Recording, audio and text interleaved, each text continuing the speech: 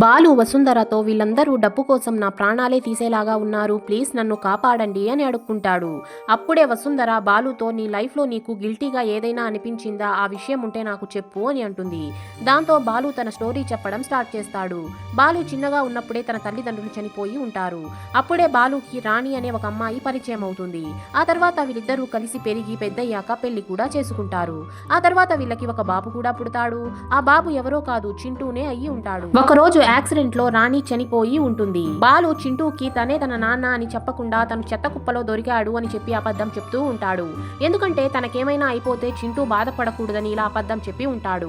ఈ స్టోరీ అంతా విన్న వసుంధర చాలా ఎమోషనల్ అయిపోతుంది. దాంతో వసుంధర బాలుకి హెల్ప్ చేయడానికి ఒప్పేసుకుంటుంది. ఇక్కడ నుంచి బాలు బయటికి వెళ్లాలంటే ఎవరో ఒకరు కనిపెట్టేస్తారు అని వసుంధర బాలుని ఒక బాక్స్ లో పెట్టి గ్యారేజ్ వరకు తీసుకుని వెళ్తాను, అక్కడ నుంచి నువ్వు మా తాతయ్య కార్ తీసుకుని ఎస్కేప్ అయిపో అని చెప్పి ప్లాన్ వేస్తుంది. మరోవైపు కుబేర ఒక పెద్ద బాణం లాంటి దాన్ని పరదా వైపుకు విసురుతాడు. అప్పుడే అక్కడ నుంచి రక్తం రావడం స్టార్ట్ అవుతుంది. దాంతో కుబేరా నేను నాన్నకి పుట్టిన అక్రమ సంతానాన్ని చంపేశాను అని అంటాడు. ఆ తర్వాత ఏమైందో తెలుసుకోవడానికి పార్ట్ 13 అని కామెంట్ చేయండి.